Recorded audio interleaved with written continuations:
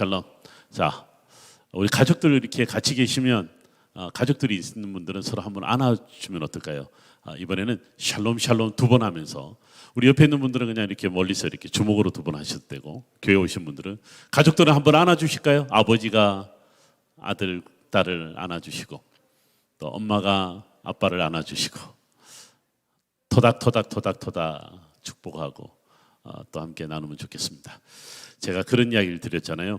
오늘날 또 유대인들이요, 만나면 인사를 샬롬 그렇게 인사합니다. 반가우면 두 번 그렇게 샬롬 샬롬 하면서 정말 반갑게 인사를 합니다.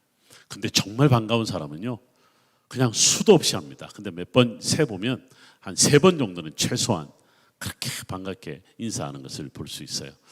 왜 그렇게 인사를 열심히 샬롬을 외치면서 하냐 그러니까, 한 번 하면, 그러니까 너와 나의 만남은 있지만 그냥 우리를 말하면 형식적인 샬롬인 거죠.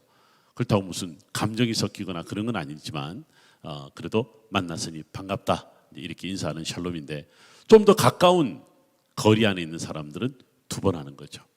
3번은 정말 감동적인 만남, 정말 당신을 만나서 너무 행복하고 좋다, 이럴 때 이렇게 3번을 하는 거죠. 근데요, 하나님과의 만남이 그렇답니다. 하나님을 만나는 이 기쁨, 그 감동을 유대인들은 샬롬 3번을 한다고 하죠. 자, 이제 우리 오늘 3번째 시간입니다. 제가 총 5번 가운데 앞에 4번은 나누어서 구약 2번, 신약 2번, 마지막은 총 정리하는 시간을 좀 가진다, 이런 이야기를 했어요. 근데 이번에 우리가 역사와 지리로 성경을 한번 이해해보자, 만나보자 라고 하는 주제를 갖고 한번 퀴즈도 내고 또 맞추고 또 서로 나눔의 시간을 갖고 있습니다. 근데 제가 이제 구약의 주제를 하나 던졌죠. 구약은 이걸 말합니다. 즉 Who am I를 가르쳐주는 책입니다.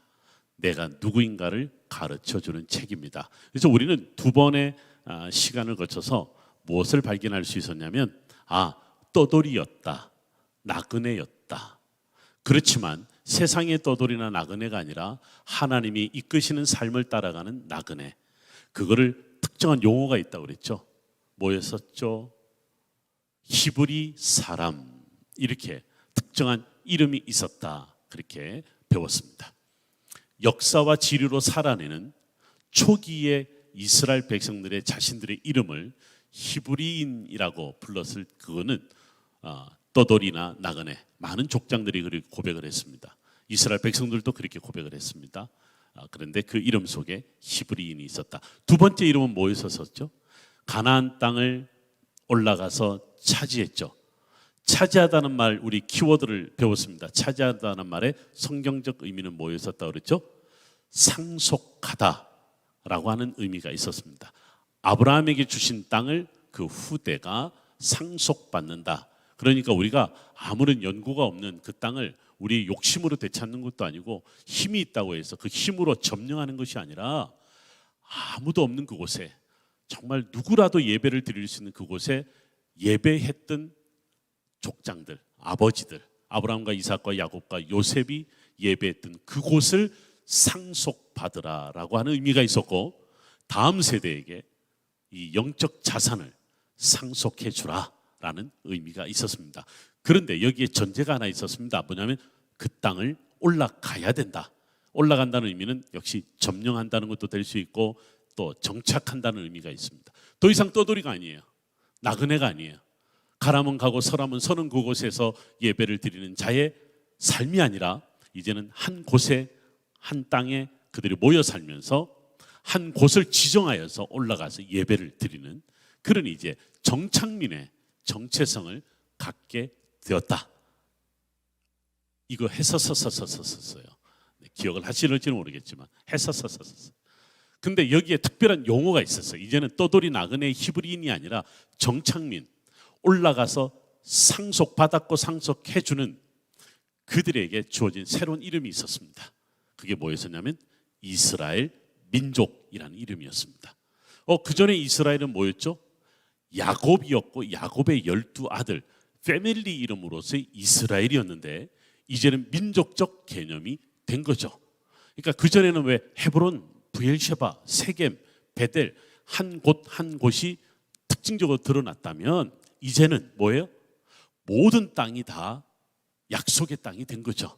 이스라엘 백성들이 12개 지파를 나눠서 땅을 정복하고 정착했던 이야기, 우리가 여호수아와 사사기를 통해 들었는 거죠. 그런데 우리 배웠죠. 그 땅이 이미 아브라함과 이삭과 야곱 족장 시대들과 다르게 이미 땅의 주인들이 있었습니다. 차지하고 있었습니다. 블레셋 사람들이, 헷 족속이, 헷 족속을 비롯한 7개 족속이, 그 다음에 요단 동편 산지에는 암몬이, 모압이, 에돔이 이미 차지하고 있었잖아요. 차지하고 있는 정도가 아니라 이들이 이미 문화적으로 훨씬 더 앞서 있었다 그랬습니다. 싸움이 되지 않습니다. 그들을 문화적으로 이겨낼 수가 없습니다. 자존심도 상해야 되고 그냥 굴욕적인 그런 일을 당해야 되는 그런 하나의 처지가 된 거죠. 민족 전체가. 그렇지만 올라가라 차지하라고 하는 지상 명령이 있었던 겁니다. 그래서 그들은 전쟁을 치릅니다. 가진 것은 없어도, 힘은 없어도, 어떠한 무기로도 그들을 당해낼 수는 없지만 하나님이 우리에게 올라가라 차지하라고 하는 지상 명령을 주셨기 때문에 우리는 더 이상 물러갈 수 없습니다. 요단강을 다시 거꾸로 건너갈 수 없습니다. 다시 광야로 돌아갈 수 없습니다. 다시 이집트로 돌아갈 수 없습니다. 이제는 그 땅을 차지해야 됩니다. 근데요, 하나님이 그들에게 이렇게 말합니다. 니들이 싸울 생각하지 마라. 내가 싸우겠다. 여호와께서 싸우겠다. 이 전쟁은 너에게 속한 전쟁이 아니라 내 전쟁이다. 그래서 이때부터 생겨난 키워드 중에 하나가 여호와의 전쟁, 소위 말하는 거룩한 전쟁이란 말이 생겨납니다. 하나님이 싸우신다라는 뜻을 가진 단어가 뭐였죠? 우리가 어제 배웠습니다. 오늘 새벽에 배웠군요. 이스라엘입니다. 이스라엘이 하나님이 싸우신다라고 하는 것을 배웠습니다. 자, 이제 오늘은 구약이 아니라 넘어서 신약을 넘어왔는데요. 그런데 신약 성경 마태복음에 시작되는 부분에 구약 성경을 그대로 다 가지고 오고 있습니다. 1장에 보니까 족보로 가져오죠. 그렇죠? 2장, 3장, 4장의 예수님의 오심, 탄생하심과 애굽으로 내려가는 이야기, 다시 돌아오시는 이야기, 가만히 들어보면 구약의 스토리와 유사하다는 것을 발견하게 됩니다. 애굽으로 피난 가셨다 예수님이, 그리고 애굽을 거쳐서 올라오는데 광야를 거쳐 오셨다라고 하는 이야기, 아주 구약 성경의 이야기를 그대로 다 가지고 오고 있습니다. 오늘 우리 함께 읽었던 4장에도 보니까 구약 성경의 한 구절을 인용을 하고 있습니다. 여러분 구약 성경 어디였었죠? 여러분들 다시 마태복음 4장 한번 보실까요? 4장에 보니까 4장 15절, 14절, 15절, 16절에 보니까 구약 성경 어디를 가지고 오고 있어요? 이사야서를 가지고 오고 있습니다. 이사야서. 자, 여러분 이제 우리가 모세오경, 역사서 이렇게 공부했다면 예언서가 또 구약 성경에 있어요. 그러면 이 예언서는 우리가 왜 말라기서가 구약 성경의 마지막인데 말라기가 예언자들 중에 마지막 예언자거든요. 주전 420년대 정도가 돼요. 이 사람이 400년대까지 쭉 활동했던 예언자였는데 예언서가 우리 구약 성경의 마지막에 거의 위치하고 있습니다. 그러면 예언서는 구약 성경의 마지막에 왜 배치가 되었을까라고 하는 겁니다. 유대인들의 성경은 예언서가 마지막에 배치되어 있지 않습니다. 어저께 말씀드린 대로 역대기서와 함께 시가서나 성문서라고 알려진 책이 구약 성경의 마지막에 배치가 되어 있는데 우리 개신교의 성경의 마지막 구약의 마지막 책은 예언서가 배치되어 있습니다. 이유가 있겠죠. 이 예언서는 무언가를 예언하고 있습니다. 뭘 예언할까요? 우린 신약 성경을 믿고 있으니까, 가지고 있으니까 당연히 예수 그리스도의 오심, 유대인들의 용어로 말하면 메시아의 오심. 그럼 예언서 전체는 무엇을 말하고 있는 거예요? 메시아의 오심을 말하고 있다. 기독교적인 관점에서, 신약 성경을 갖고 있는 우리 입장에서. 그래서 예언서가 다 지나고 난 다음에 마태복음이 주어지고 마태복음에서 그 메시아인, 예언자들이 말했던 메시아인 예수님이 오신 거죠. 자, 다시 우리 예언서의 역사적 배경을 한번 보겠습니다. 어제 잠깐 언급을 했어요. 자, 우리가 연대 몇 가지를 한번 이야기합니다. 자, 역사 이야기해서 자, 연대 이야기하자 그러면 다 고개를 숙입니다. 돈 세는 숫자는 굉장히 빠른데, 네, 역사가 언제 그게 일어났던 일이에요 그러면 네, 다들 고개를 숙입니다. 그래서 유대인들은요, 어릴 때부터 책장을 넘길 때 뭐 엄마들이 왜 그랬다잖아요. 꿀을 발라놨다 이런 이야기 하잖아요. 넘기면서 꿀을 먹으면서 책장을 넘겨라 이런 이야기 하는데요. 그거는 잘 뭐 어떻게 전해진 하나의 뭐지 그 유대인들이 하나의 또 다른 스토리라고 볼 수 있는데요. 실제로 유대인들은요, 숫자는 성경에 나오는 숫자를 세다와 굉장히 비슷합니다. 그러니까 돈을 세다와 책장에 수를 넘기다와 같은 사용을 하는 거죠. 뭐 어쨌든 유대인들은 그렇게 숫자에 굉장히 밝은 민족이잖아요. 근데 이미 그 숫자는 성경에서부터 배웠다 이런 이야기를 하는 거예요. 그러니까 유대인들은 이 역사에 나오는 모든 이야기를 거의 잊지 않고 꼭 기억을 하고 있습니다. 우리가 한번 이렇게 한번 복습 한번 해볼까요? 아브라함이 우르를 떠나 하란으로 왔을 때가 주전 2000년 정도가 됐다. 그 다음에 모세와 함께 이스라엘 백성들이 출애굽을 했다 할 때 주전 한 1400년 전후가 되었다. 드디어 다윗이란 사람이 나라의 왕이 될 때쯤 될 때가 바로 주전 1000년이었다. 예수님 오시기 1000년이었다 이런 이야기 하는 거예요. 그런데 나라가 둘로 쪼개졌다. 북이스라엘과 남유다가 주전 930년경 정도의 나라가 쪼개집니다. 930년에서 북이스라엘은 722년에 멸망을 합니다. 약 200년 조금 못 미치는 정도. 그러니까 200년으로 작업합시다. 200년 정도 있다가 북이스라엘이 멸망을 합니다. 누구에 의해서? 아수르 제국에 의해서. 북이스라엘 왕의 숫자를 한번 세봤어요. 19명의 왕이었더라고요. 19명의 왕이 북이스라엘의 왕이었더라고요. 아수르는 바벨론에 의해서 멸망을 당해요. 아수르는 바벨론에 의해서 멸망을 당해요. 지금 또 니느웨라고 하는 지역이 구약에 나오는 니느웨, 아수르 제국의 수도였던 니느웨가 지금도 이라크 땅에 남아 있습니다. 여러분들 왜 이라크 전쟁할 때 모술 들어본 적 있을 겁니다. 모술이 바로 니느웨입니다. 요즘도 시끄러운데 옛날도 시끄럽고 시끄러운 것은 끝까지 시끄러운 것 같아요. 지금도 뭐 여러분들 그 지역 IS 때도 모술이 한참 이슈화 됐었고 최근에도 모술은 여전히 이슈화되고 있는 그런 지역이기도 합니다. 그런데도 바벨론 제국에 의해서 멸망당합니다. 자, 북이스라엘은 사라졌습니다. 남유다만 남는 거죠. 남유다가 나중에 북이스라엘 땅까지 다 통치하게 됩니다. 다 통치해요. 이미 나라가 멸망을 했으니까. 여기서 조금 하나만 건드려 볼게요. 건드려야 될 부분이 있어서 그래요. 북이스라엘이 멸망할 때 남유다는 누가 왕 노릇을 하고 있었냐면 혹시 아시는 분? 온라인상에서 북이스라엘이 멸망했을 때가 아수르에 멸망했을 때가 주전 722년경인데 이때 남유다는 멸망하지 않았어요. 아수르한테 조공을 열심히 바치고 있었기 때문에 나라까지 멸망시키지는 않았어요. 왜? 곡간문을 열어준 사람이 있잖아요. 그때에 남유다의 왕이 누구였을까요? 혹시 온라인으로 대답하면 상품 주시기 바랍니다. 안 주면 내가 나라도 줄 테니까. 아시는 분이 있으면 답 좀 거기다가 네, 올려주시면 되겠습니다. 우리 오프라인에 오신 분 중에 누가 아시는 분 계십니까? 바로 히스기야입니다. 히스기야 왕입니다. 여러분 히스기야 하면 뭐가 생각나요? 4개 단어. 종교, 개혁. 기억나죠? 종교, 개혁. 여러분 히스기야가 왜 종교개혁을 이랬을까요?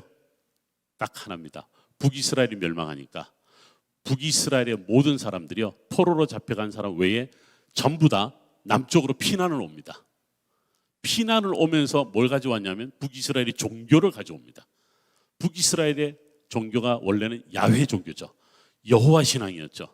근데 이것이 뭘로 바꿔버렸어요? 바알 종교로, 아세라 종교로 바꿔버린 거예요. 그러니까 뭐냐면 북이스라엘이 멸망하고 북이스라엘 사람들이 남유다로 피난 오면서 뭘 가지고 왔어요? 바알과 아세라를 그대로 가지고 옵니다.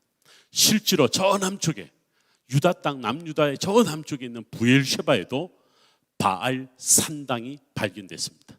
뿔 달린 제단이 발견되기도 했으니까, 그러니까 히스기야가 어떻게 해요?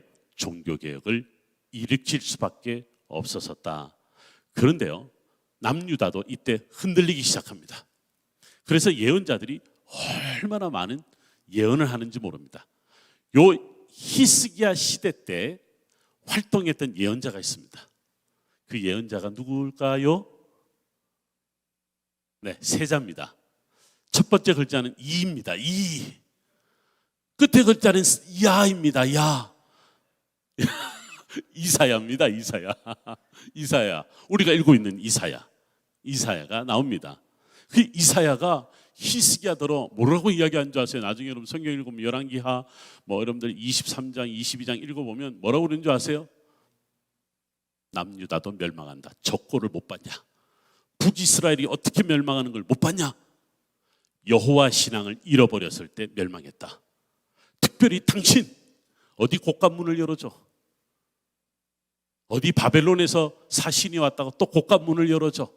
결국은 북이스라엘이 아수리에 멸망당한 것처럼 언젠가 남유다도 바벨론에 의해서 멸망당할 거야. 이런 예언을 했던 적이 있습니다. 실제로 여러분들 거의 한 150년, 60년 지나고 난 다음에 주전 586년에 바벨론 제국에 의해서 멸망당합니다. 끌려갑니다. 그래서 드디어 이 사람들은 디아스포라, 1차 디아스포라 생활을 하게 됩니다. 디아스포라는 뜻이 뭐냐면 흩어졌다는 뜻이거든요. 흩어진 자들이라는 뜻입니다. 그 이전에 없던 용어들이 생겨났습니다. 떠돌이 용어도 아닙니다. 히브리인의 용어도 아닙니다. 그 옛날과 다른 용어가 생겨나기 시작합니다. 그럴 수밖에 없죠. 이 땅을 어떻게 얻어낸 땅인데, 어떻게 상속받은 땅인데, 상속해 줘야 되는 땅을 잃어버린 거 아니에요. 여러분, 그리고 남유다는 아주 축소당해요. 그리고 끌고 간 유대인들은 그 지역에 개토를 만들어서 여기를 이름을 예후다, 유다라는 이름을 붙여놓고 그 지역에 사는 사람들을 뭐라고 불렀냐면 유대인 이렇게 부르기 시작한 거예요. 비참하죠. 여러분, 출애굽할 때의 의미는요, 해방의 의미가 있었어요. 해방의 의미가 있어요. 그런데 이번에는 출애굽과 다른 완전히 자기 땅을 잃어버린, 자기 역사를 잃어버린, 아무것도 없이 다 상실당한 그런 사람들이죠. 여러분, 이때 바벨론 사람들이 그들을 이렇게 부릅니다. 아까 제가 말했던 유대인 이렇게 부릅니다. 스스로가 유대인이라고 부르는 게 아니고요, 바벨론 사람들이 그들을 유대인 이렇게 부른 겁니다. 영어로 주이시. 오늘날 전 세계의 사람들이 주 혹은 주이시 그러죠. 제가 어저께 왜 이스라엘하고 우리나라 유도 경기 하는 거 봤다 그랬죠. 우리 결국은 동메달 땄더라고요. 동메달 딴 그 안庆님 씨 이야기를 들어보니까 전 눈물겨웠어요. 제1동포 3세인데 국적을 포기하지 않고 한국 국적을 가지고 자기는 살아왔다. 그런 이야기를 오늘 제가 듣는데 울컥하더라고. 할아버지가, 이게 3세대니까 할아버지가, 할머니가 지켜낸 국적을 나는 포기할 수 없습니다. 그 말에 감동이었습니다. 근데 이제 여기는 다른 이야기고요. 어제 유대인하고 이렇게 이스라엘 사람하고 유도했잖아요. 그 유대인의 이름을 저는 먼저 봤습니다. 이스라엘 사람이긴 한데 이스라엘 국적을 갖고 있을 뿐이지 유대인이 아닐 수가 있어요. 이거 무슨 말이지? 그렇습니다. 이스라엘은 땅의 이름이에요. 그리고 그 땅의 영토를 갖고 있는 국가의 이름이지 민족의 이름이 오늘날은 쓰지 않습니다. 그러니까 이스라엘 시티즌십, 시민권을 갖고 있지만 한국 사람들 중에서도 이스라엘 사람이 있습니다. 이스라엘 시민권을 갖고 있는 아랍 사람들도 있습니다. 이스라엘 시민권을 갖고 있는 수많은 외국인들도 있습니다. 그러면 현재 920만 가운데 진짜 유대인은 600만이 조금 더 됩니다. 그 나머지 한 300만 조금 덜 되는 숫자는 다른 민족이 있습니다. 가만히 들어보면 이 유대인이라는 이름은 아까 제가 뭐라고 말했냐면 스스로를 유대인이라 부른 적이 없다.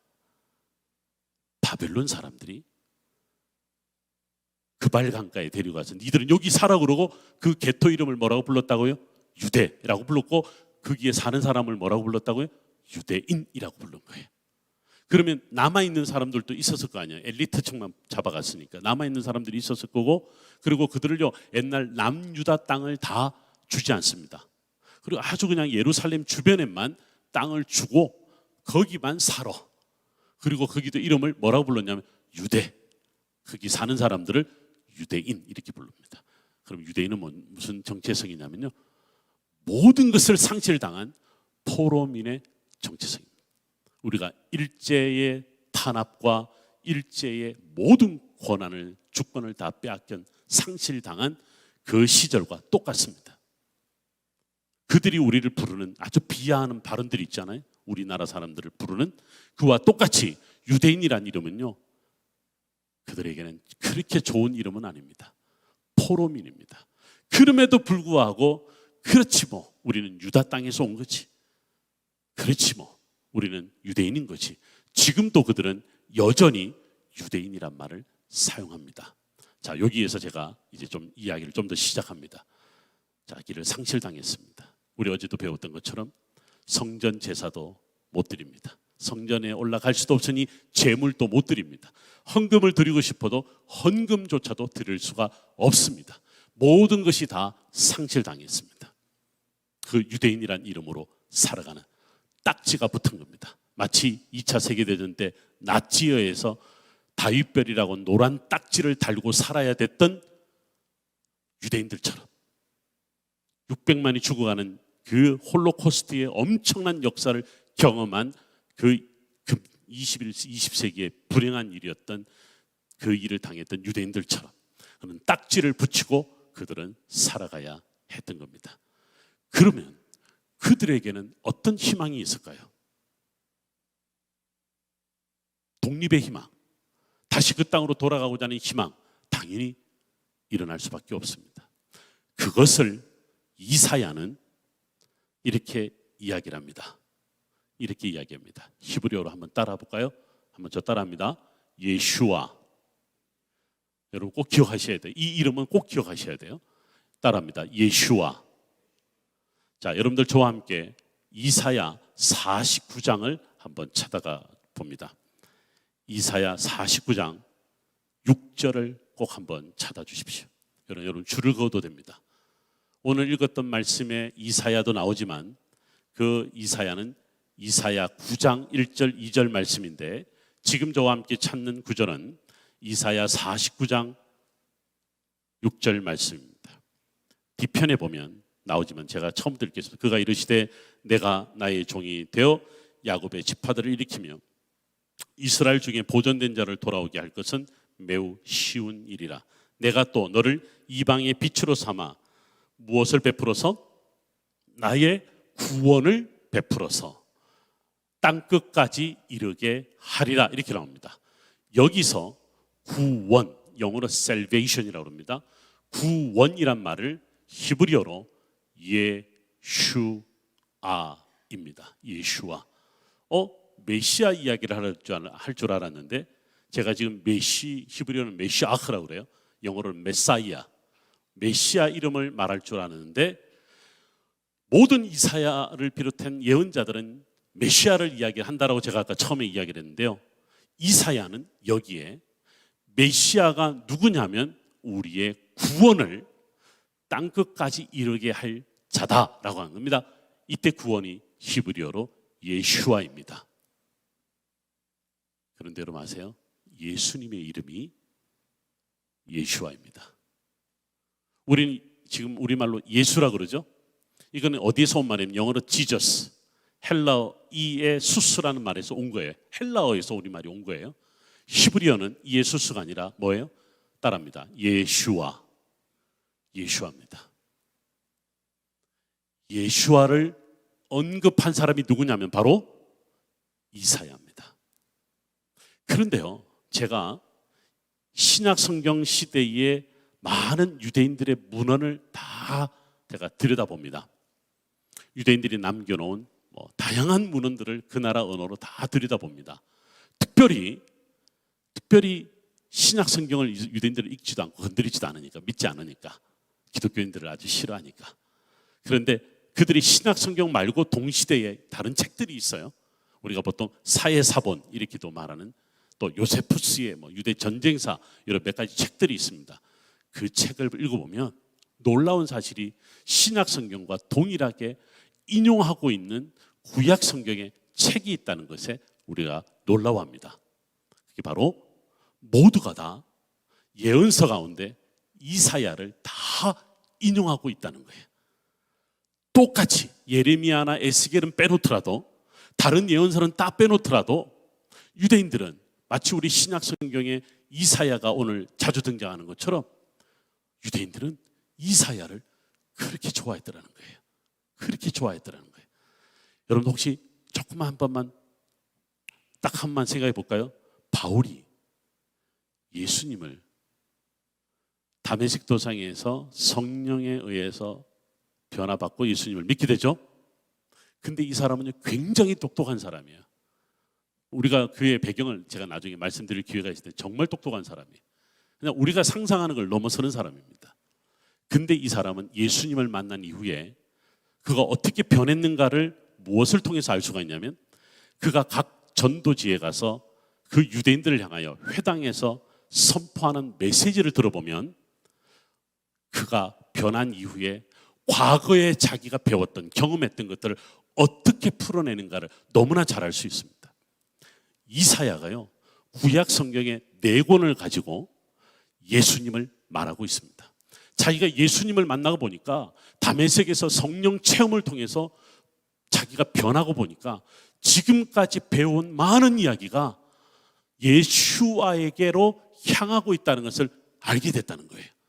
그러면서 바울 서신에는요, 굳이 이 4권의 책을 꼭 등장시킵니다. 첫 번째가 창세기입니다. 두 번째가 신명기입니다. 세 번째가 시편입니다. 네 번째가 뭐냐면 이사야입니다. 이 4권 중에 특별히 이사야를 그렇게 많이 이야기를 하고 있습니다. 자, 우리는 그거는 내일 아침이나 내일 저녁에 다시 한번 이야기하기로 하고요. 예언서가 메시아를 말하고 있지만, 그래서 메시아가 와서 뭘 어떻게 한다는 거야? 메시아가 와서 우리에게 뭘 가져다 준다는 거야? 지금 우리가 모든 것을 상실당한 이 시대에, 이 역사적 환경 속에서, 이 땅에서 아무것도 할 수 없는데 메시아가 뭘 이루겠다는 거야? 라고 말하는 거예요. 그게 뭐라고요? 구원. 히브리 말로 예슈아입니다. 그러면 예수님이 이 땅에 오신 것은 구약 성경 예언서의 전체의 예언을 실현했다라고 하는 겁니다. 모든 것을 상실당하고 방향도 잃어버리고 무엇을 해야 될지도 모르는 그 시대적 상황 속에서 유대인들에게 구원자로 이 땅에 오셨다라고 하는 겁니다. 여러분, 이것이 구약 성경에서 신약 성경으로 넘어와서 던져진 질문이 어저께 제가 여러분들에게 있었습니다. 구약 성경은 Who am I? 내가 누구인가를 발견하게 하는 책이라면, 신약 성경은 What do I do? 내가 무엇을 할 것인가를 가르쳐준다. 그 첫 번째가 뭐냐면, 신약 성경은 나를 구원을 받게 하는 책이다라는 겁니다. 구원을 받게 한다라는 책입니다. 신약 성경의 첫 번째, 내가 신약 성경으로 무엇을 발견하게 되냐면 내가 구원을 얻는다라고 하는 것을 가르쳐 줍니다. 자, 제가 PPT 자료를 좀 한번 같이 보도록 하겠습니다. 네, 우리 계속 반복해서 보고 있는 이스라엘 땅, 참 작은 땅입니다. 대한민국이 4분의 1밖에 안 됩니다. 우리 대한민국의, 한반도가 아니라 대한민국이 4분의 1밖에 안 되는, 그것도 남북이 500km, 그건 좀 길어요. 동서는 100km밖에 안 되는 정말 작은 땅입니다. 자, 그 중에서도요, 북이스라엘과 남유다로 이렇게 축소된 땅은 더 작은 땅입니다. 더 작은 땅입니다. 자, 이것이 이스라엘 최북단에 있는 헐몬산이라고 하는 곳입니다. 헐몬의 이슬이 시온의 산지들의 내림 같도다. 형제가 동거함이 어찌 그리 아름다운지요. 시편 133편의 이 헐몬의 노래를 기억할 겁니다. 이 물이 엄청나게 쏟아집니다. 이게 바로 헐몬의 이슬입니다. 저 밑에 가서 한번 서고 싶었었어요. 얼마나 물살이 세는지. 어떤 사람은 저 밑에 서면 죽는다 뭐 이런까지 이야기하는데 국립공원이다 보니까 저 밑에는 못 섰어요. 이 물들이 흘러서 어디로 이뤄서 내려가냐면 요단강을 이룹니다. 그러니까 요단강의 출발점은 갈릴리 호수가 아니라 어디서부터 시작해요? 헐몬산에서부터 시작됩니다. 내가 이 헐몬산이 이제 여러분들 지금 이제 인공 사진을 통해서 어떻게 요단강이 형성되는가를 보게 되는데요. 제가 헐몬산 즉 요단강이 시작되는 발원지를 다 가봤는데 여러분들 내년에 저와 함께 가실 겁니다. 가셔서 확인하실 겁니다. 아멘. 가실 거예요. 가실 겁니다. 그런데 놀랍게도요. 물이요 쩔쩔쩔 나옵니다.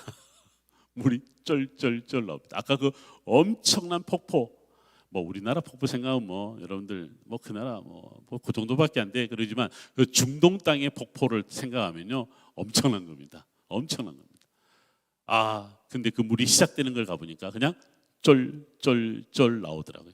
그래서 제가 이제 무슨 말씀을 읽다 이런 깨달음이 있었냐면 에스겔서 47장에 보니까 성전의 문지방에서 물이 스며 나와 발목에 이르고 무릎에 이르고 허리에 이르러 건너가지 못할 강이 되었더라.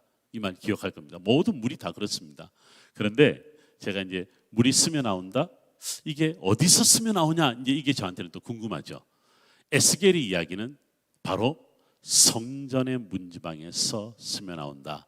이렇게 이야기를 하고 헐몬산은 고대로부터 하나님의 성산, 하나님의 거룩한 산, 신의 산과 함께 갈멜산과 함께 대표적으로 예배하는 산으로 알려져 있었던 바로 그곳입니다. 자, 이 물이 흘러서 드디어 갈릴리 호수에 이릅니다. 제가 해질녘에 갈릴리 호수 동편에 올라섰어요. 옛날에 데가볼리 지방 높은 곳에 올라서서 비가 내린 이후에 갈릴리의 장면을 한번 담아봤습니다. 밝은 날에도 한번 담아봤습니다. 여러분들 보시는 동네가 멀리 있는 동네처럼 보이지만 여러분들 가까이 눈을 이렇게 좀 가까이 화면을 보셔서 보시면 그 바로 밑에 있는 동네가 막달라라고 하는 동네고 조금 큰 말이 보이는 데는 게네사렛이라고 하는 곳이고 조금 저 북쪽에 희미하게 해변을 돌아서 저 멀리 있는 부분이 어느 한 지점이 바로 가버나움이고 고라신이고 벳세다입니다. 이건 몇천 년 전의 사진인가요? 그렇지 않습니다. 오늘날의 사진입니다. 오늘날의 사진인 거죠. 여러분들 저와 성지순례를 가면 요 바로 막달라에서 베드로 생선을 한 마리 잡아 드실 겁니다. 예전에 다녀오신 분들은 아마 베드로 생선 한 마리 드신 적이 있으실 겁니다. 옛날에는 가버나움에서 드셨어요. 근데 가버나움 식당이 없어져 버렸습니다. 강제 철거당했어요.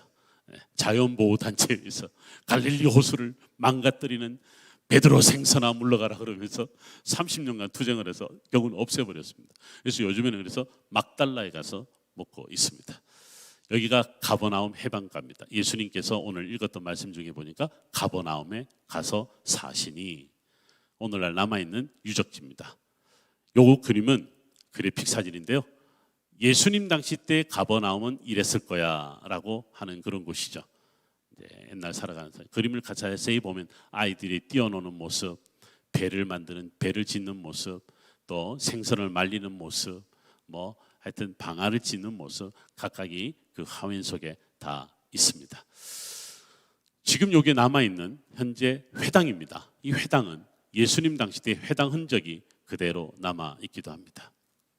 이거는 우리 예전에 제가 섬기던 교회에서 갈릴리 성지순례를 가서 세례 또는 기도받는 그런 시간들 함께 나누기도 했었습니다. 여기가 고라신 남아있는 곳이죠. 고라신의 모습. 여기가 이제 베드로의 집터라고 알려진 가버나움의 한 동네이기도 합니다. 1986년으로 기억하는데 이 배가 발견이 됐어요. 예수님 당시 때에 갈릴리 호수에서 배가 발견이 되기도 했습니다. 모형을 그대로 갈릴리 호수 해변에 그대로 남겨놓은 것을 볼 수 있습니다. 유대 광야에 비가 많이 내리고 난 다음에 풀이 자랐어요.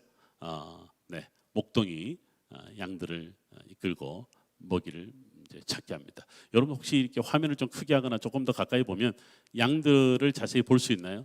목동이 혹시 어딘지 찾을 수 있겠어요? 목동이 어디에 지금 있는지. 그 밑에 있죠.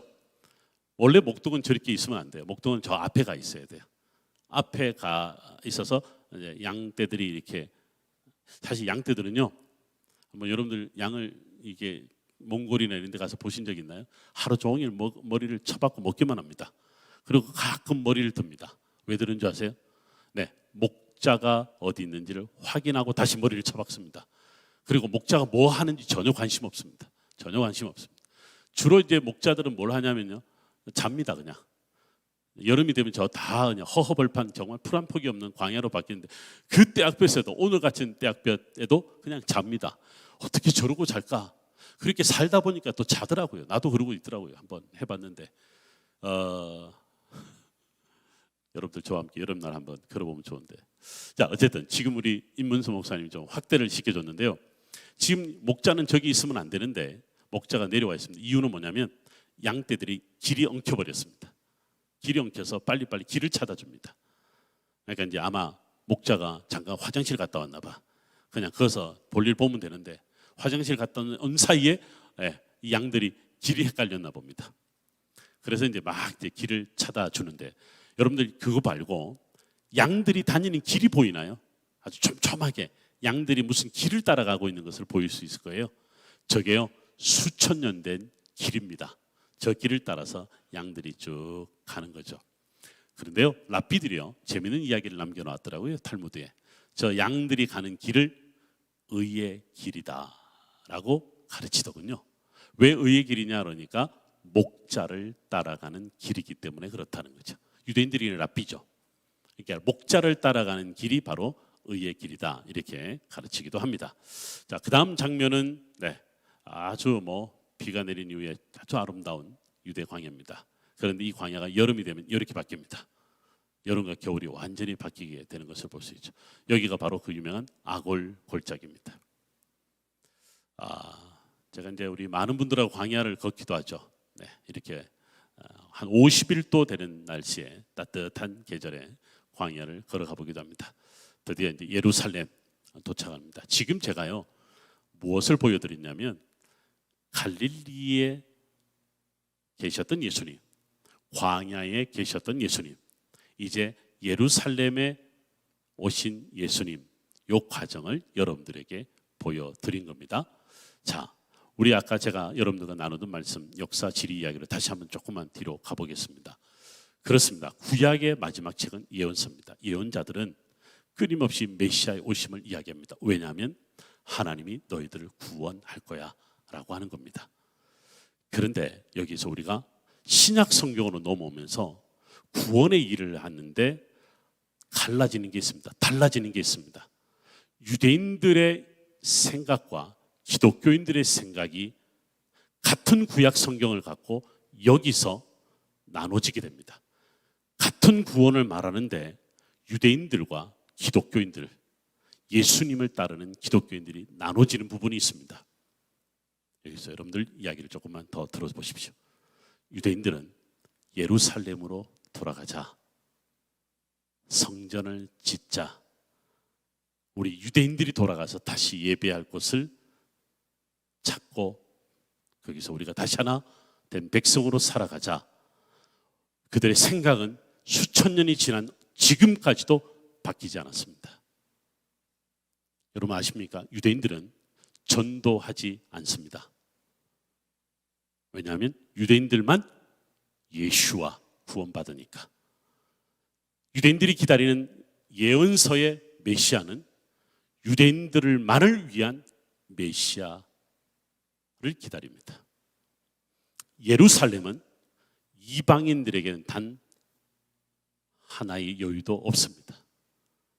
성전에서 이방인들이 가서 제사는 드릴 수 있어도, 이방인들이 유대인에 의해서 구원은 받을 수 있어도 모든 중심에는 유대인에게만 집중됩니다. 이방이 없습니다. 열방이 없습니다. 다른 나라가 없습니다. 다른 땅이 없습니다. 이해가 되십니까? 그런데 유독 한 예언자만, 이 구약 성경의 한 예언자만, 이사야만 이방을 말합니다. 이방을 말합니다. 그리고 또 하나 땅 이야기입니다. 예루살렘이 아니라 갈릴리를 말합니다. 이거는요, 놀라운 변화입니다. 실제로 제가 유대인들한테 전도를 하다 보면 유대인들이 저한테 먼저 묻는 게 있습니다. 너 오늘 나와 구약 성경 이야기 하려고 하지? 응. 혹시 이사야 갖고 이야기 하려고 하지? 응. 너 이사야 중에서도 이거 갖고 이야기 하려고 하지? 어떻게 알았어? 야, 모든 기독교인들이 지난 수백 년 동안 우리한테 이거 이야기했어. 근데 우리는 그거 못 받아들여. 야, 가자, 다시 돌아가. 아니야, 내 이야기는 다른 거야. 아, 됐어. 너 어차피 이야기하고 똑같은 이야기야. 그런데 나는 못 받아들여. 그래서 유대인들이요, 생각보다도 이사야서를 좋아하지 않습니다. 제가 이스라엘에서 수많은 수업을 들어도 이사야 수업을 제대로 들은 적이 없습니다. 제가 반문할 수밖에 없잖아요. 이사야서는 구약 성경이 아니냐? 오케이.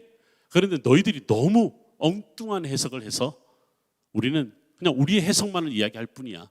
그래서 별로 너희들과 이사야를 이야기하고 싶지 않아. 이런 이야기야. 여러분 오늘 읽었던 마태복음 4장의 이야기가 어디에서 인용된 거냐면 우리 원래 오리지널 이사야서로 한번 찾아가 보겠습니다. 이사야 9장 1절과 2절입니다.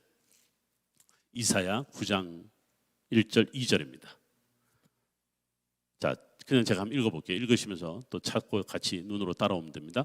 전에 고통받던 자들에게 흑암이 없으리로다. 옛적에는 여호와께서 스불론 땅과 납달리 땅이 멸시를 당하게 하셨더니 후에는 해변길과 요단 저쪽 이방의 갈릴리를 영화롭게 하셨느니라.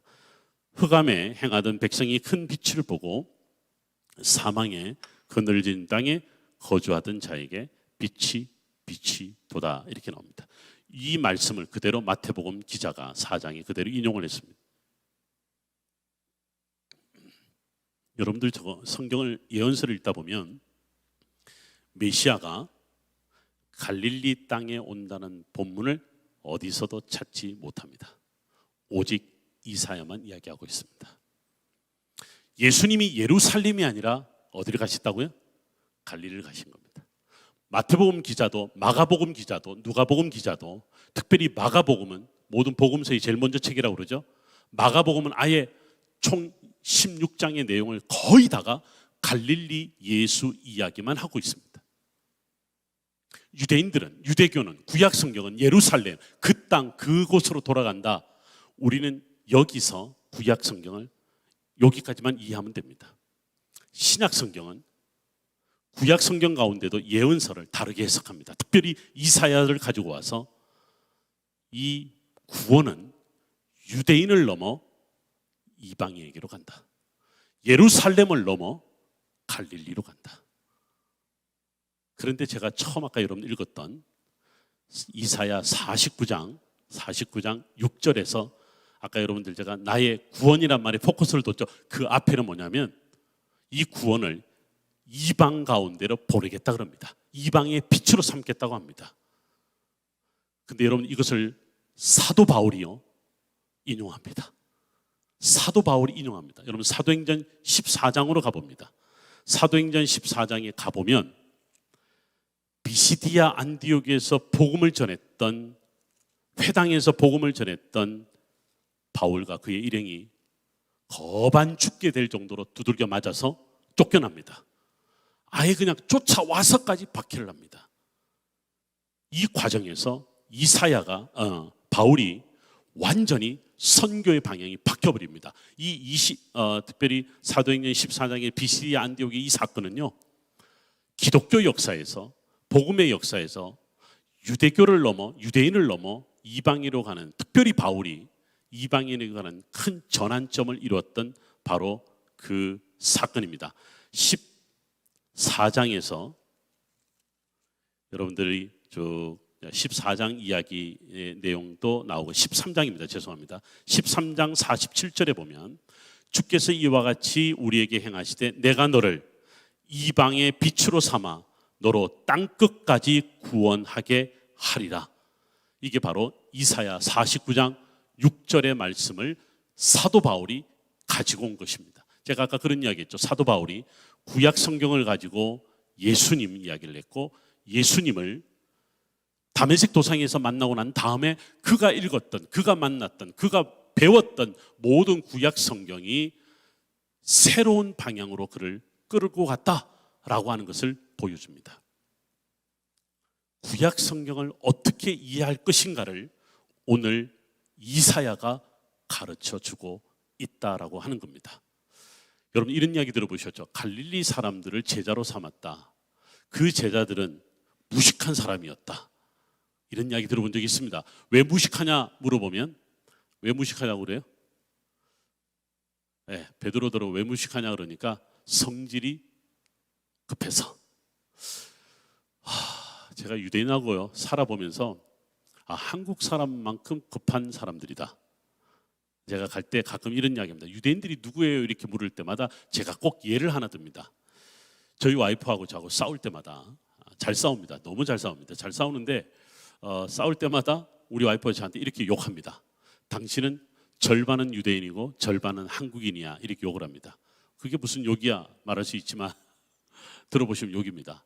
한국 사람하고 유대인하고 똑같은 게 있고 다른 게 있습니다. 똑같은 게 뭐냐면 둘 다 소리를 지른다. 조용히 이야기하지 않고 여러분들 말고 제 이야기하는 겁니다. 소리를 지른다. 두 번째 다른 차이점이 뭐냐? 유대인들은 뒤끝이었고 한국인은 뒤끝이 있다. 이렇게 이야기합니다. 그럼 저보고 와이프가 뭐라고 욕하는 거예요? 소리는 소리대로 지르고 뒤끝은 아주 장렬하는 남자. 그리고 저보고 욕을 합니다. 실제로 유대인들은 소리를 지르면 이깁니다. 큰 소리를 지르는 사람이 이깁니다. 그러니까요 저는 한국 사람으로 이스라엘에서 가서 사는데 전혀 문제가 없었습니다. 히브리어만 하면 되는 거죠. 큰 소리 지르면 되니까. 여러분들 나중에 이스라엘 가셔서 유대인들 한번 보시면 소리를 지른다. 이기려고 소리를 지르는구나. 마치 그렇게 그냥 그렇게 생각하면 됩니다. 유대인과 유대인과 한국인들이 이제 참 성질이 급하다. 그러면요 성질 급한 사람이 무식하다 그러면 한국 사람들 다 무식한 거죠. 근데 베드로더러 왜 갈릴리 사람들은 왜 무식하냐 그러니까 어부니까 무식하다 그래요. 야, 이 이야기를 어부가 들으면 참 좋아하겠어요. 그렇죠? 실제로요 성질이 급해서 어부니까 무식하다는 말이 아닙니다. 그리고 성경에는 베드로더러 무식하다는 말을 한 적이 없습니다. 여러분 그냥 나중에 읽어보세요. 시간이 없으니까. 사도행전 4장에 보면 베드로와 요한이요 예수님의 말씀을 사도들이 전하는 거예요. 3,000명이 들어오고 수천 명이 돌아오는데 이때 옆에서 바리새인들이 비꼬으면서 비아냥거리면서 뭐라고 그러는지 아세요? 저들은 학문이 없는 무지한 자들 아니냐 이렇게 말합니다. 학문이 없는 무지한 자. 이건 무슨 말인 줄 아세요? 토라를 모르는 유대인이란 말입니다. 토라를 모르는 유대인은 이퀄 죄인이란 뜻입니다. 예루살렘 유대인들은 갈릴리 유대인들을 부르기를 속담이 아니고 실질적으로 불렀습니다.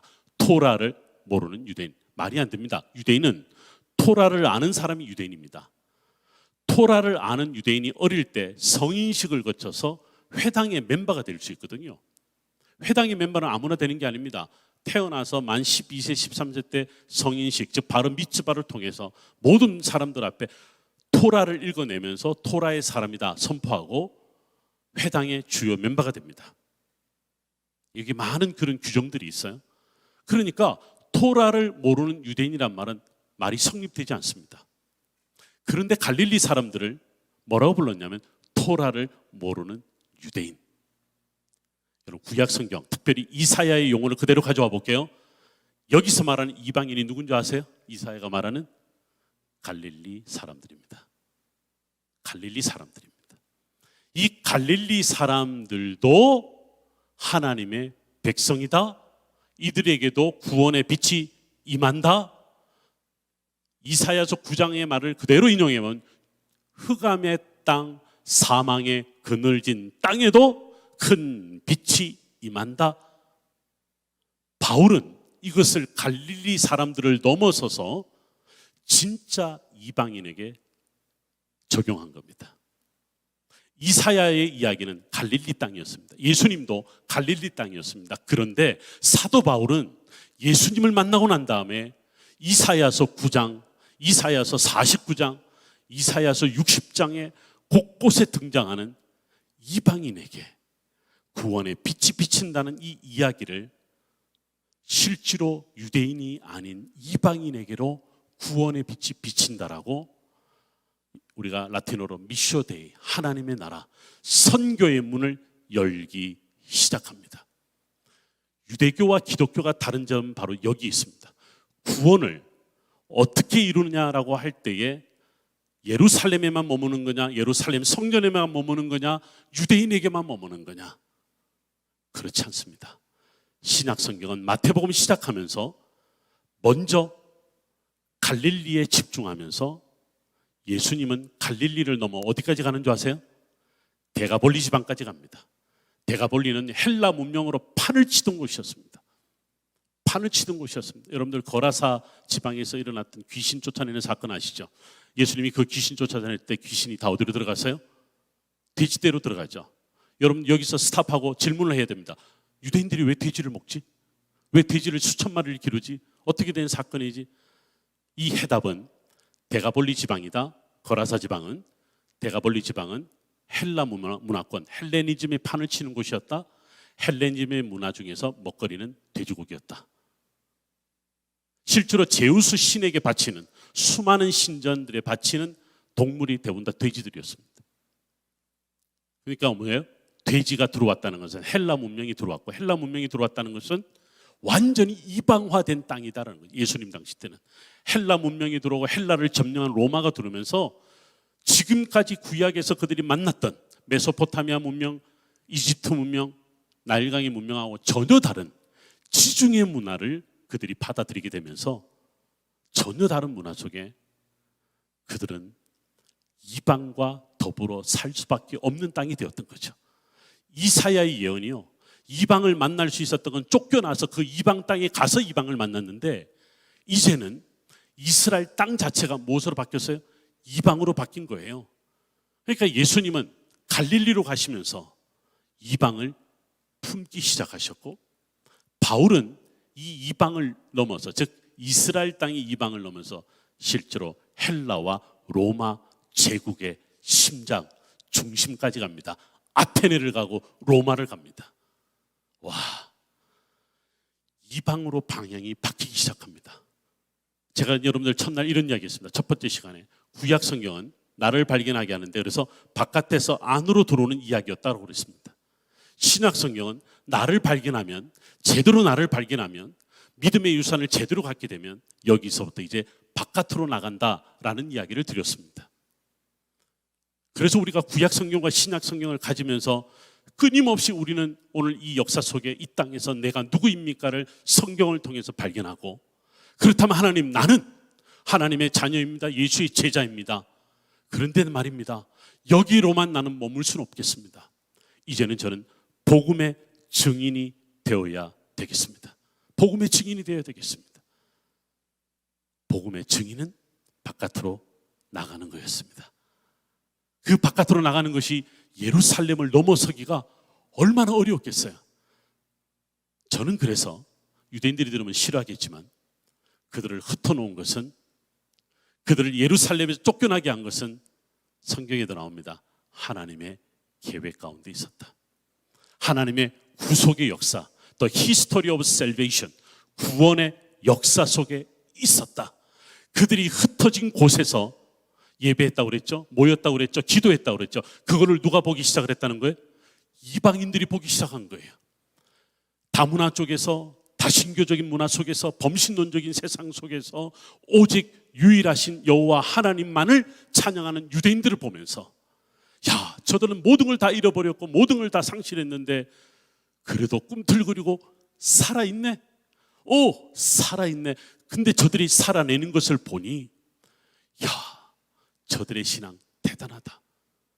그래서 점점점 어떻게 이방인들도 그들을, 우리가 영어로 appreciate, 존중하고 존경하면서 고레스왕 같은 경우 돌아가라, 가서 너희들의 성전 지어라. 야, 너희는 절대 우리와 섞일 수 없는 사람이야. 너희들은 돌아가도 좋다. 돌아가서 너희들의 나라를 다시 세워라. 그렇게 허락을 해줬잖아요. 그래서 이 성경에 보니까 고레스왕을 뭐라고 부르는 줄 아세요? 메시아라고 부릅니다. 고레스왕을 메시아라고 부릅니다. 자, 유대인들이 그렇게 예루살렘으로 돌아왔습니다. 꺼져버렸는데요, 화면이. 제가 뭘 잘못 건드렸나 봅니다. 네, 어쨌든 다음에 넘어갔습니다. 예루살렘으로 돌아오게 한 고레스 왕을 메시아라고 부릅니다. 제가 화면에 뭘 하나 준비했었냐면 트럼프가 2018년도에 이스라엘의 수도는 예루살렘이다 라고 선포를 했습니다. 그때 제가 예루살렘에 있었거든요. 큰일 났다. 제 3차 세계대전이 일어나려보다 곧 3차 세계대전이 일어나겠다. 많은 사람들이 염려합니다. 우리 아들이 그래요. 아버지, 이스라엘 수도 예루살렘 아니었나요? 다 예루살렘, 이스라엘 수도는 예루살렘을 알고 있었지만 국제사회는 그렇지 않습니다. 1948년 독립을 할 때 예루살렘은 팔레스타인과 이스라엘의 공동구역으로 남겨놨습니다. 누구도 수도를 선포 못하게 해놨습니다. 그러다가 1995년에 빌 클린턴 대통령이요. 빌 클린턴 대통령이 민주당, 이 사진이 나오네. 고맙습니다, 목사님. 빌 클린턴이 95년도에 유대인들이 아주 좋아하는 미 대통령 중에 한 사람 빌 클린턴입니다. 빌 클린턴이 상원과 하원을 다 설득을 해서 이스라엘의 수도는 예루살렘이다. 저기 뭐냐면 선포를 합니다. 그런데 한 가지를 하지 않았습니다. 사인을 하지 않았습니다. 선포는 했고 다 통과를 했는데 사인을 하지 않았습니다. 이게 정치적인 문제가 있기 때문에 놔뒀는데요. 우리 트럼프께서 사인을 했습니다. 트럼프가 막 옆에서 난리치니까 왜 그러냐? 나는 사인만 했을 뿐인데. 이거 한 사람은 다 앞에서 한 사람 나는 사인만 했을 뿐이야. 이렇게 한 거예요. 그러면 1948년에 공동구역했던 팔레스타인과 이스라엘 공동구역했던 예루살렘을 이스라엘의 수도라고 선포해버리면 팔레스타인은 뭐예요? 예루살렘을 고스란히 빼앗겨버리는 거죠. 그래서 제가 3차 세계대전이 일어날 뻔했다는 거죠. 근데 제가 어느 저널에다가 이런 칼럼을 썼습니다. 트럼프는 고레스인가? 이스라엘로 예루살렘으로 유대인들을 돌아가게 하고 수도로 정했으니까 유대인들이 곧 트럼프를 고레스 왕처럼 메시아라고 고백하겠다. 제가 실제로 그런 글을 썼는데 실제로 어떤 일이 났냐면 미국에 있는 유대인 랍비들 회의 지도자들이 트럼프를 찾아갑니다. 뭐 한 줄 아세요? 우리로 하여금 황금도움을 치워버리고 예루살렘 성전 짓게 해줘라. 이랬습니다. 트럼프가 예스라고 할 수가 없죠. 그것까지는 자기가 할 수 있는 건 아니니까. 그럼에도 불구하고 굉장히 지지를 했습니다. 자, 그런데 여러분 여쭤봅시다. 저거 그날 붙여진 겁니다. 트럼프, make Israel great. 모든 사람들은 트럼프가 이스라엘 great, 위대하게 했다.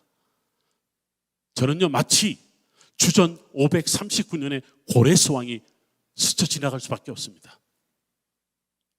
페르시아 제국의 수도 페르세폴리스에서 나중에는 수산성이라고도 불리는 그곳에서 선포를 합니다. 이스라엘 유대 땅은 주이시들의 땅이다. 그곳에 가서 너희들이 살아도 좋고 성전을 지어도 좋다라는 이야기가 트럼프와 똑같은 이야기를 한 겁니다. 그럼 다시 한번 질문하십시다. 트럼프는 메시아입니까? 고레스가 메시아라고 성경에 나와 있으니까 고레스가 메시아입니까? 그럴 수 없습니다. 유대인들 머릿속에는 이스라엘로 돌아가게 하고 성전을 짓게 해주면 누구라도 그들에게는 메시아가 됩니다. 구원자가 됩니다. 이게 말이 됩니까? 그들 머릿속에는 여러분 지금 우리 뒤에 있는 예루살렘 황금돔 저기다 치워버리고 예루살렘 성전 지으면 메시아입니다. 그래서 오늘날 제3성전이니 백투제루살렘이나 이런 이야기 하시는 분들 중에 저거 빨리 지우고 성전 지어야 예수님 오신다라고 말합니다. 현혹되지 마십시오.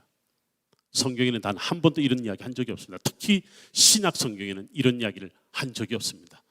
그래서 요한복음은요 아예 못을 박아놨습니다. 요한복음 2장에서 당신의 육체가 뭐라고요? 성전이다라고 말합니다. 당신의 육체가 예수 그리스도가 성전이다라고 말합니다. 저와 함께 나중에 이스라엘 가시면 통곡의 벽을 갈 겁니다. 통곡의 벽 가서 주여 성전 짓게 해주시옵소서 이런 이야기 하시면 안 됩니다. 주여 이 땅에 예수 그리스도의 이름이 선포되게 하여 주옵소서. 이게 바로 우리가 말하는 예수 그리스도의 복음입니다. 여러분 요한복음 기자는 여기서 또 끝이지 않습니다. 4장에 가면 사마리아를 내가 반드시 가야 되겠다 그러시죠. 사마리아에 가셔서 예수님은 수가성에서 사마리아 여인을 만납니다. 여인이 지 남편 이야기하다가 무슨 이야기로 주제를 바꾸냐면 아이고, 우리가 어디서 예배해야 돼요? 이 산입니까? 예루살렘입니까? 우리는 이 산에 가나, 그 산이 그리심산입니다. 유대인들은 예루살렘에 가야 되는데 어디서 예배해야 됩니까? 이 질문하니까 예수님 뭐라고 그래요? 예루살렘도 아니다. 이 산도 아니다. 하나님의 영으로 예배하는 자가 예배한다. 신령과 진정으로 예배하는 자가 영으로 예배한다라고 말합니다. 여기 있다 저기 있다가 아니라 너가 있는 곳에서 하나님 앞에 예배하는 자다. 이건 무슨 말이에요? 예루살렘을 넘어선 겁니다. 유대 땅을 넘어선 겁니다.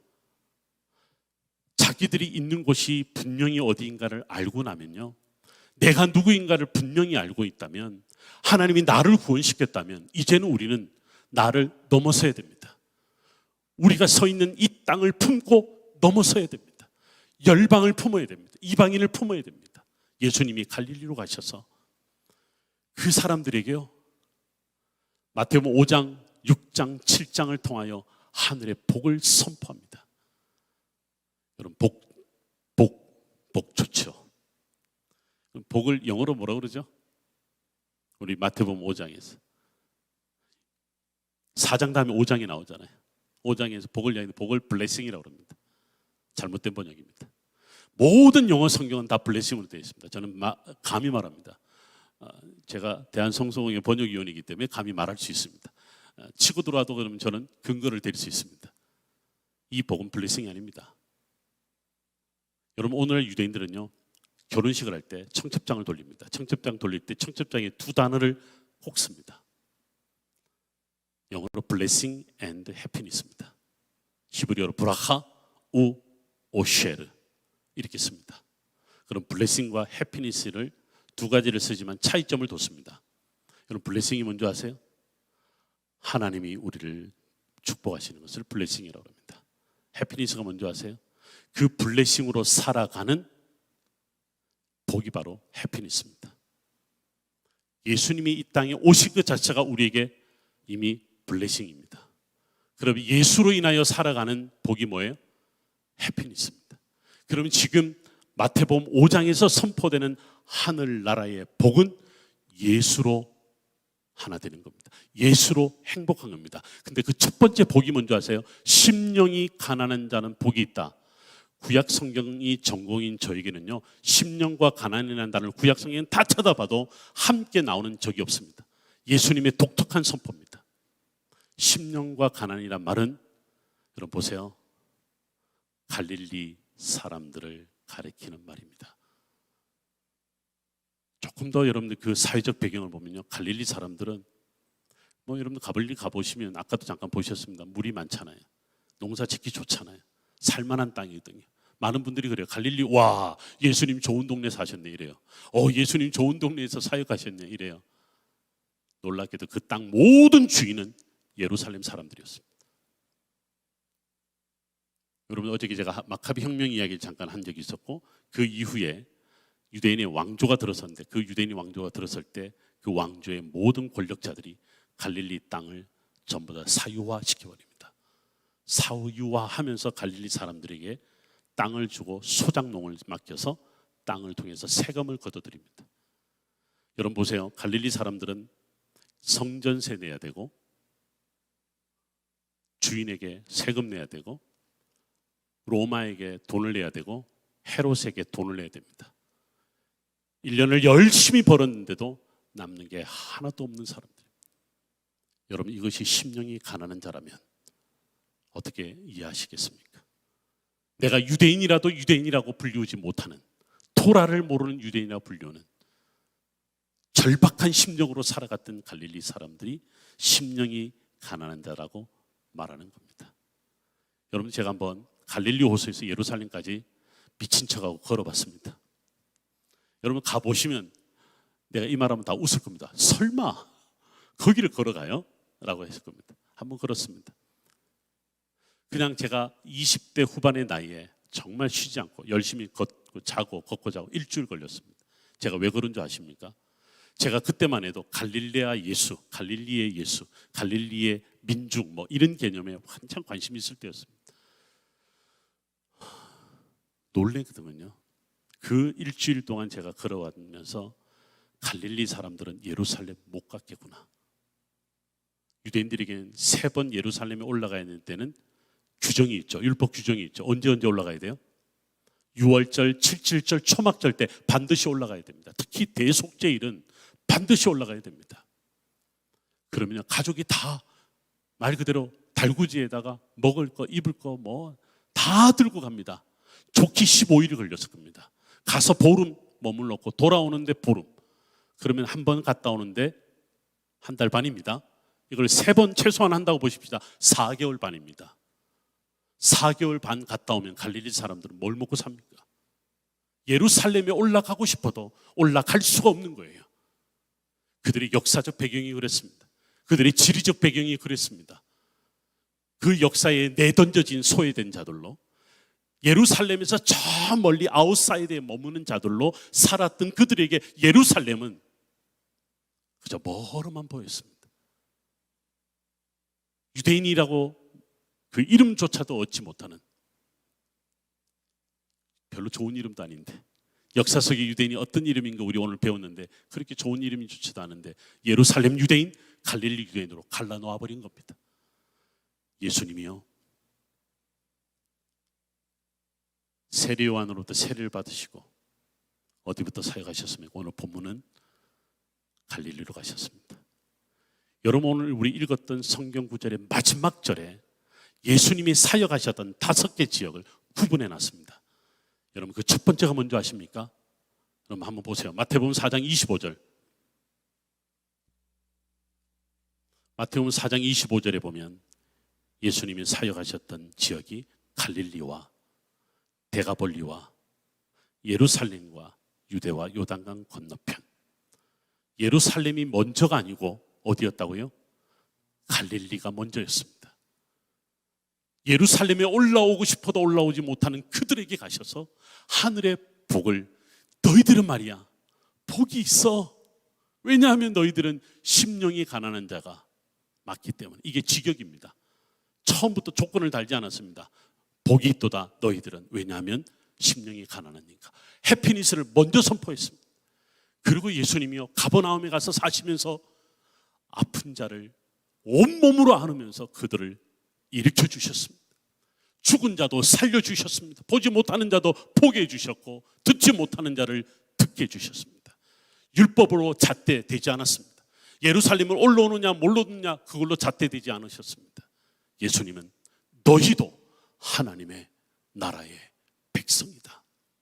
이것이 예수님이요, 구약 성경의 예언자들이 말했던 메시아가 오셔서 이룰 예수와 구원을 온몸으로 예수님은 갈릴리에 가셔서 이루셨던 겁니다.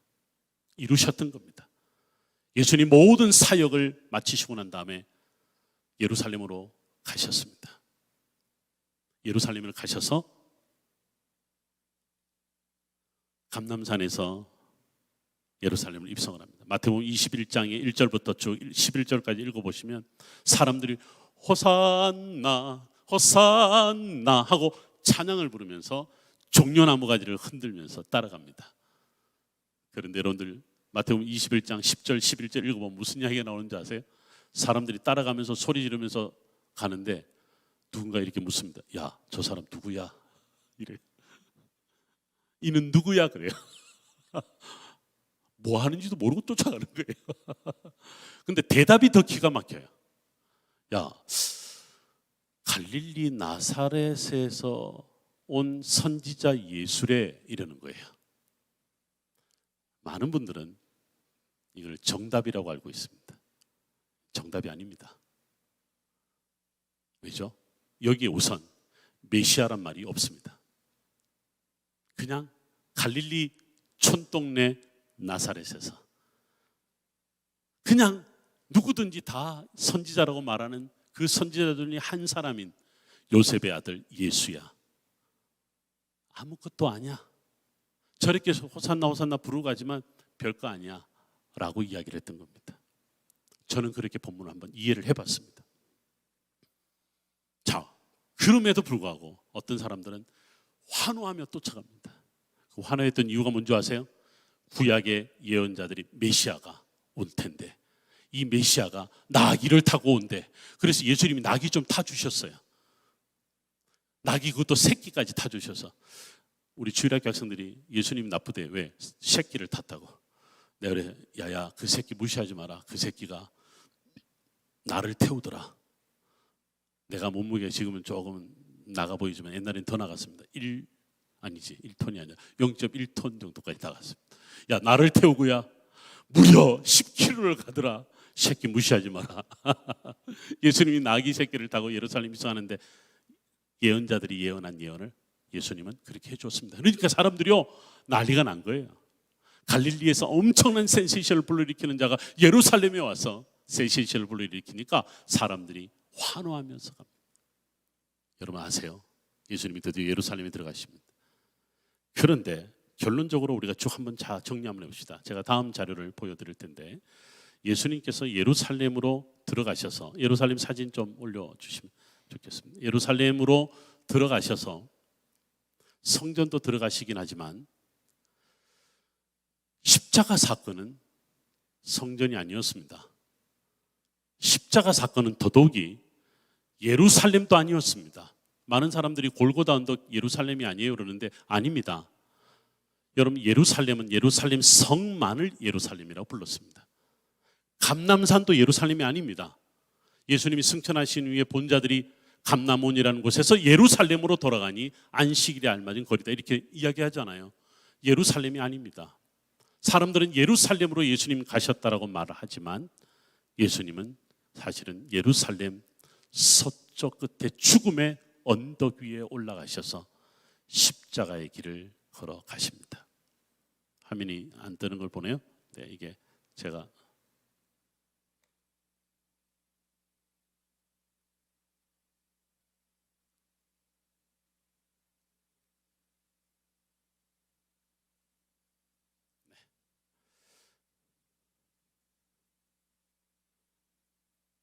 제가 여기서 수동으로 조정했는데 네, 그냥 넘겨주시겠어요? 네, 넘겨주시죠. 계속 넘겨주세요. 다윗성 계속 넘겨주세요. 제가 스탑할 때까지 구경하십시다. 우리 마무리하면서 정리를 할 텐데 이게 끝이었나요? 오케이, 감사합니다. 그러면 아까 그 처음에 그 황금돔 하나만 보여주시면 좋겠습니다. 제가 내일 새벽에 다시 나머지 자료들을 또 보면서 정리를 하겠습니다만 예수님께서 골고다 언덕을 가십니다. 이제 골고다 언덕을 이제 가잖아요. 성지순례를 가면 골고다 언덕을 다 가죠. 갈 때마다 많은 분들이 참 기도 많이 하십니다. 기도 많이 하면서 예수님의 그 마지막 그 길을 함께 갑니다. 실제로 예수님이 쓰러지셨던 곳, 예수님이 축복해 주셨던 곳, 기도해 주셨던 것 흔적들이 지금 그대로 다 남아 있습니다. 저는 우리 서울신대 신대원 학생들하고 갈 때마다 꼭 새벽에 이 길을 걸어갑니다. 가까운 곳에 호텔을 정하고 아주 이른 새벽 4시쯤 일어나서 이 길을 쭉 걸어갑니다. 아무도 없죠. 아무도 없으면서 그 길을 걸어갑니다. 어떤 학생이 묻습니다. 교수님, 예수님도 많은 사람들이 웅성웅성거리는 그 길을 걸어가셨는데 왜 우리는 새벽에 걸어가죠? 너희들이 낮에 걸어가면 $1 유혹에 빠질 거다. 온통 장사꾼들이 모여있는 그곳에 $1 하고 가게 들어가지 길을 잃어버릴 것이다. 두 번째는 십자가의 길을 잃어버릴 것이다. 골목길이 너무 많다 보니까 그 길을 구경하다가 기웃기웃거리다가 잃어버릴 것이다. 이런 새벽에 가야 우리가 기도할 수 있다 하면서 이제 새벽에 기도를 합니다. 근데 예수님께서 첫 번째 쓰러진 한 장소가 있습니다. 그 장소에 가면 제가 그곳에 다 무릎을 꿇고 함께 기도합니다. 그 흔적의 돌이 지금도 남아 있습니다. 여러분들, 예수님께서 이제 유대인들에게는 희망이 된 것처럼 예루살렘에 올라오셨지만 이 순간에는 유대인들에게 비난, 저주, 공격, 오만 가지 욕지거리를 듣는 그런 위치에 서 있습니다. 메시아인 줄 알았는데, 우리를 구원해 줄 메시아인 줄 알았는데 저렇게 처절하게 죽어가네요. 저렇게 죽어가는 저자를 우리가 3년 동안 쫓아다녔네요. 제자들마저도 도망갔습니다. 구약에 있는 모든 이야기와 전혀 다른 단 한 군데 기록된 것이 있다면 이사야서 53장의 이야기만 남겨놓은 채 거기를 그냥 가십니다. 제가 그곳에 무릎을 꿇으면서 한 분 한 분에게 기도도 해주지만 전체에게 이런 이야기합니다. 여러분, 예수님이 일어나서 나한테 왜 그러냐고, 너희들이 나를 따라다니면서 그렇게 좋아하고 그 말씀으로 인해서 그렇게 변화받아서 좋아하고 병 고침 받았다고 살아났다고 그렇게 좋아하던 너희들이 나한테 왜 그러냐고 항변 한 번 하실 수 있었을 텐데 예수님은 단 한마디도 하지 않으셨습니다. 그걸 다 그대로 온몸으로 다 받아들이셨습니다. 왜 그런 줄 아십니까? 왜 그런 줄 아십니까? 우리를 살리기 위하여서 그렇게 가신 겁니다. 예수님의 십자가 사건 이후에 우리는 성경을 너무나 잘 압니다. 이 사도들은 이제 예수님이 갈릴리로 이방의 땅으로 가셨던 땅을 넘어서 열방으로 흩어져서 복음을 전하기 시작합니다. 이 역사 이야기는 내일 새벽에 저희가 마무리를 하게 될 텐데 오늘 이 이야기의 마무리는 이렇습니다.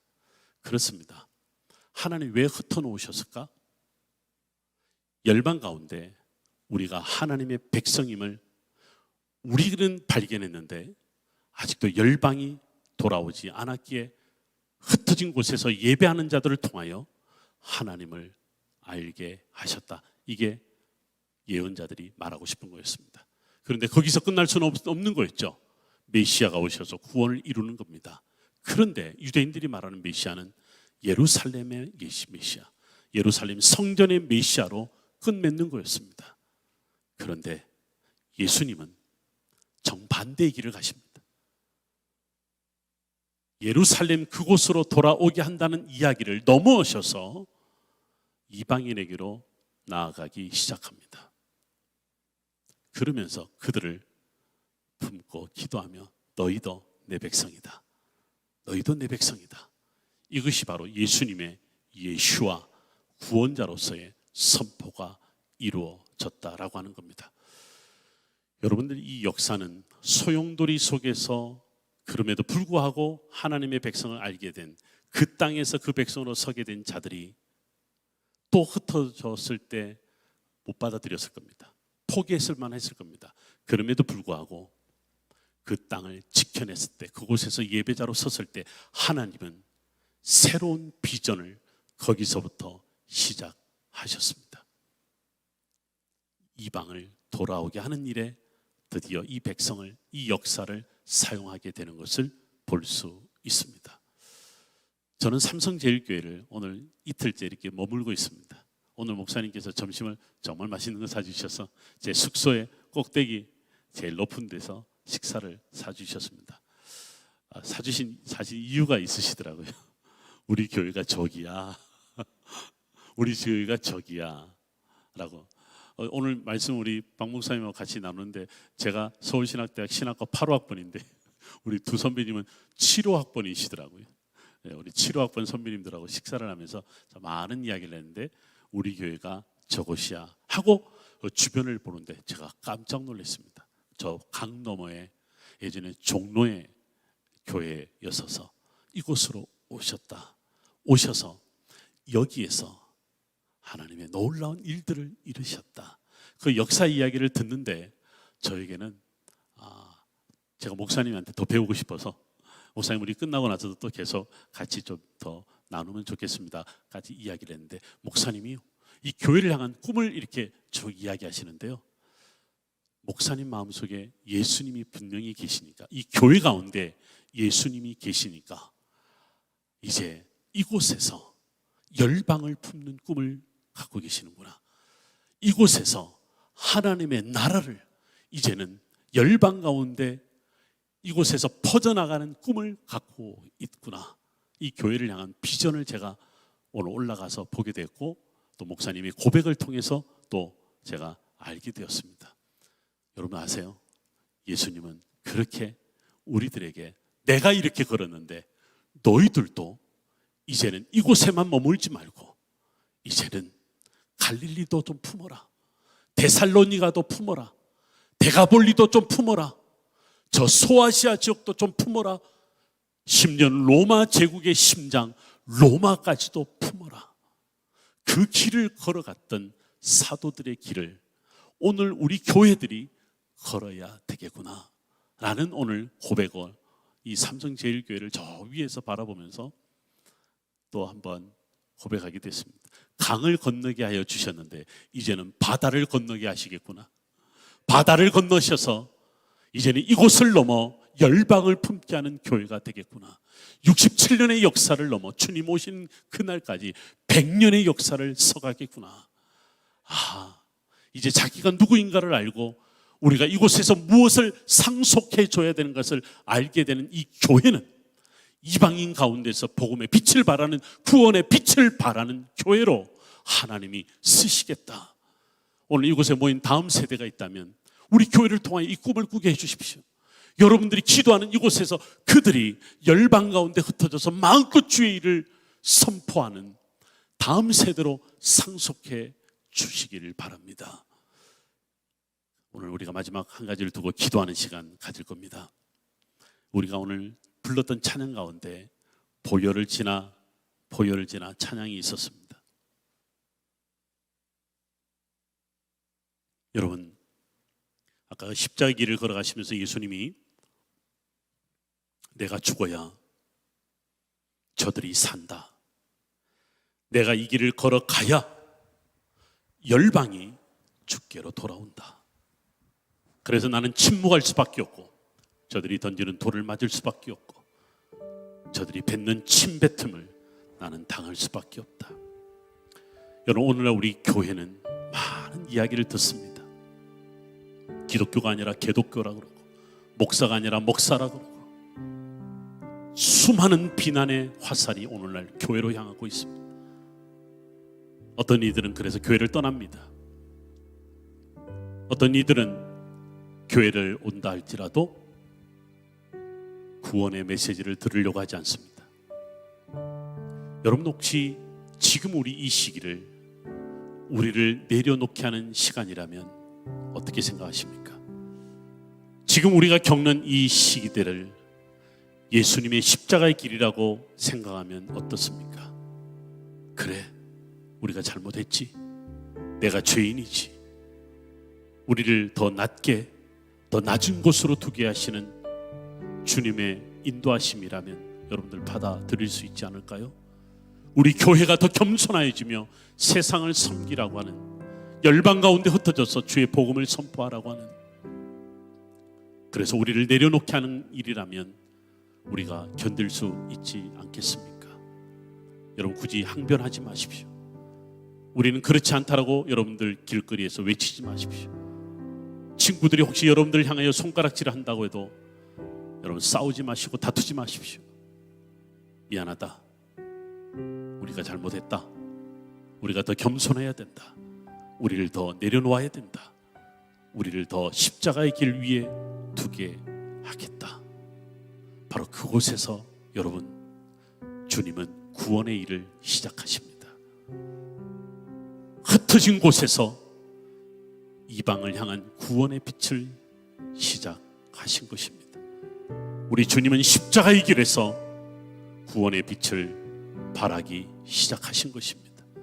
우리 교회가 세상 가운데 십자가의 길이 되어 주셔서 모든 사람들이 이 길 위에서 주님을 만날 수 있도록 여러분, 그렇게 사명을 감당해보고 싶지 않으십니까?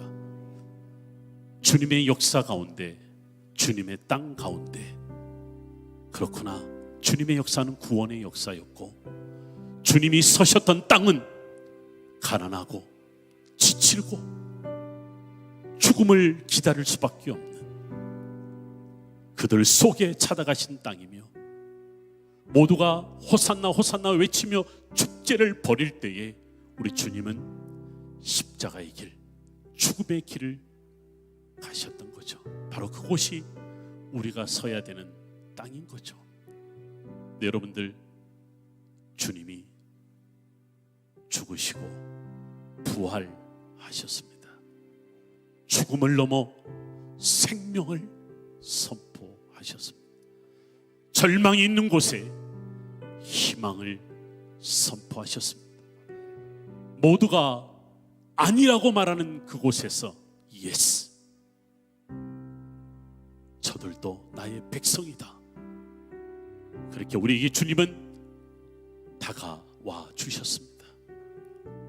사랑하는 여러분, 우리가 이 찬양을 하면서 그렇구나, 나의 구원의 길은 나를 내려놓는 곳에서, 나를 완전히 비운 그곳에서 이제는 구원의 역사가 죽음이 말하는 땅, 흑암이 말하는 땅, 그늘진 땅에서 시작하는구나. 하나님, 나를 내려놓기를 원합니다. 주님의 구원이 바로 거기서 시작됨을 고백합니다. 우리 찬양하며 고백합시다. 보혈을 지나 찬양하겠습니다. 보혈을 지나 여러분들 계신 곳에서 눈을 감고 주님이 걸어가셨던 그 길을 생각합니다. 이 길을 함께 걸어가십시다. 보혈을 지나 하나님 품으로 한 걸음씩 나가네. 보혈을 지나